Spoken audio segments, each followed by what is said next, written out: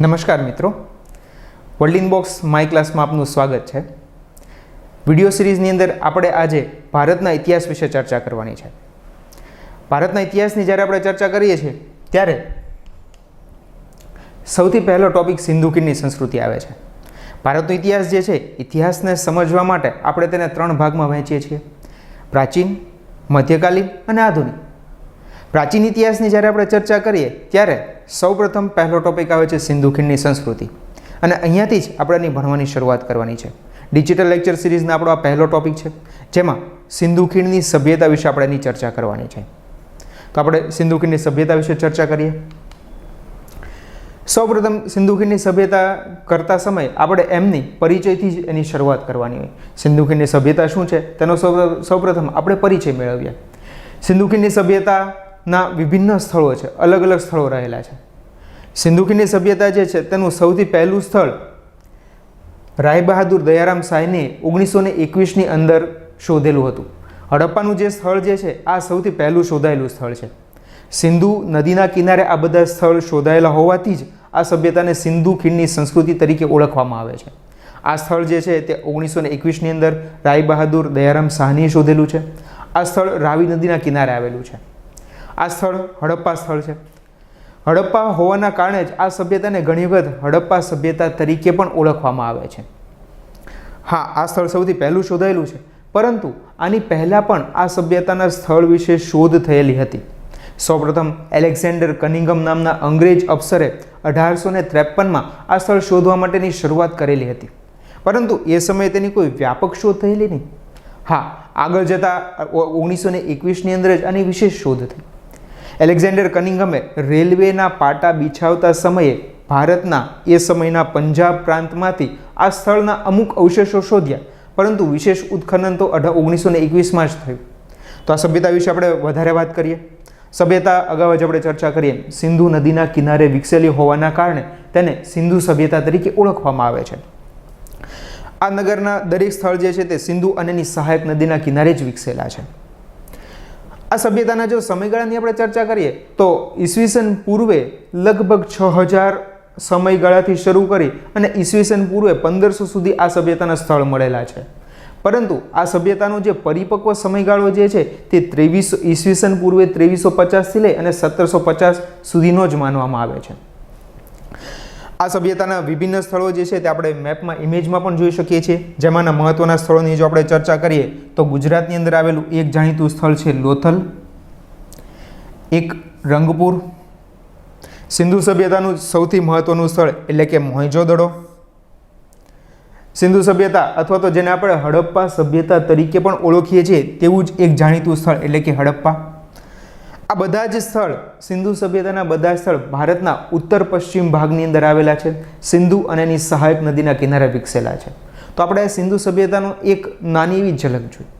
હા, સિંધુ સભ્યતા જે છે તેના ઉદ્ભવ, તેના નિર્માણ સાથે જોડાયેલા વિભિન્ન મત પણ છે, તો આપણે તેની પણ ચર્ચા કરી લઈએ।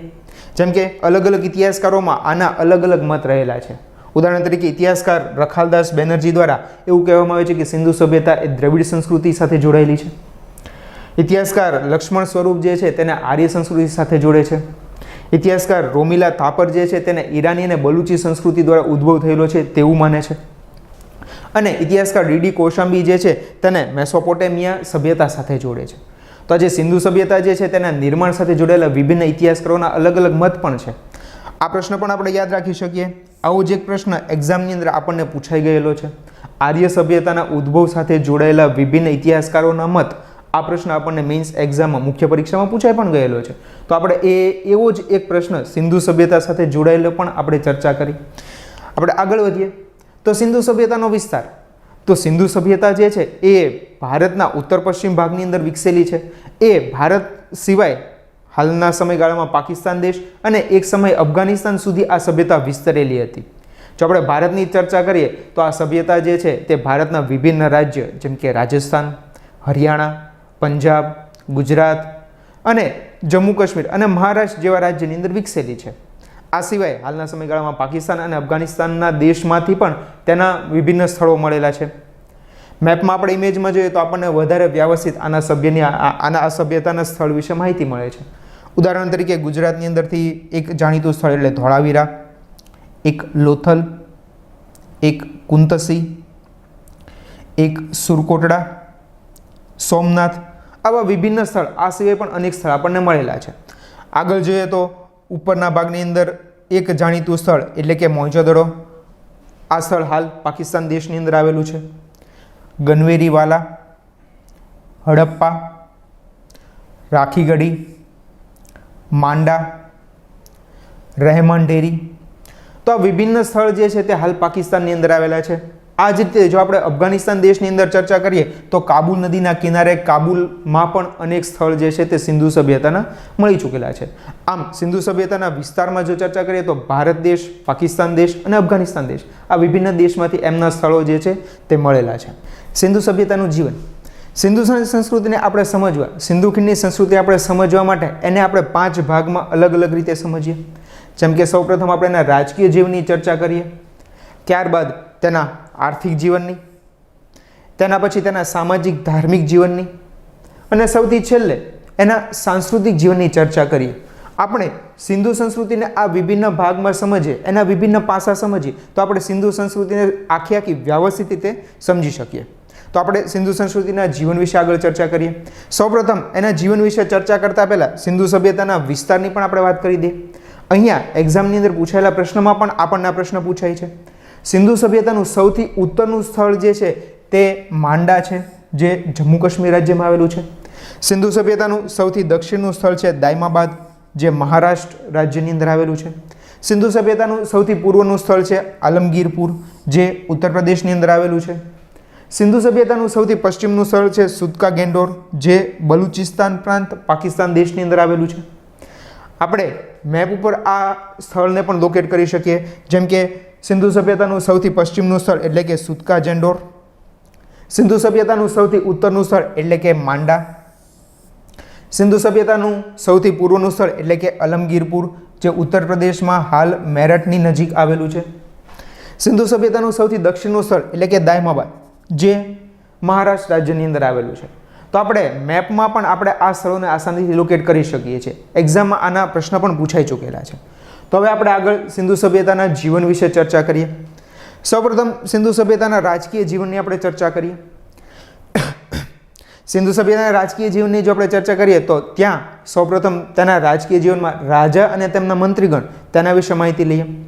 સિંધુ સભ્યતામાં જો આપણે ચર્ચા કરીએ તો રાજા, હા અહીંયા એક વખત બાબત ચોખવટ કરવાની રહે કે અહીંયા રાજા જેવા કોઈ અવશેષ અથવા રાજા હશે કે નહીં તે બાબતની માહિતી મળી નથી, પણ કોઈક શાસકવર અથવા તો કોઈ મુખ્ય વ્યક્તિ, જેને આપણે મુખિયા કહી શકીએ તેવો વ્યક્તિ 100% હશે, તો તેની આપણને માહિતી મળે છે. ઉદાહરણ તરીકે આપણને જેટલા પણ સ્થળ સિંધુ સભ્યતાના મળેલા છે તેની અંદર તેના વિભિન્ન નગર મળેલા છે. આ જે નગર જે છે તેની અંદર આપણને એક ઊંચાઈ ઉપર ડુંગર ઉપર એક આવો મોટો કિલ્લો મળેલો છે. કિલ્લો મળેલો છે, ત્યાં ભવ્ય મકાન છે, 5 થી 7 માળનો આ કિલ્લો ઊંચાઈ ઉપર ધરાવે છે, જેમાં વિશાળ અને ભવ્ય ઓરડા પણ છે, જેનો મતલબ ત્યાં કોઈ મહત્વનો વ્યક્તિ રહેતો હશે. આપણે તેને રાજા કહી શકીએ. તો સિંધુ સભ્યતાની અંદર આવો એક મુખ્ય વ્યક્તિ રાજા રહેલો છે. આ રાજા સાથે રાજાને મદદ કરવા માટે તેમના મંત્રીગણ પણ હતા. આ બાબતનો પુરાવો પણ આપણને મળેલો છે. મોહેંજો-દડો નગરમાંથી આપણને એક વિશાળ ઓરડો મળેલો છે, એક રૂમ મળેલો છે, જેની અંદર 8 થી 10 ખુરશીઓ પડેલી છે. તેનો મતલબ રાજા અને એમના મંત્રીગણ, એમના સલાહકારો ત્યાં બેસતા હશે અને સિંધુ સભ્યતા વિશે રાજકીય ચર્ચા કરતા હશે. તો આ સિંધુ સભ્યતામાં રાજા અને મંત્રીગણ બંને વિશેની આપણને આવી માહિતી મળે છે. આ સાથે રાજકીય જીવન જે છે, રાજા છે તો રાજાનો પોતાનો કિલ્લો પણ છે.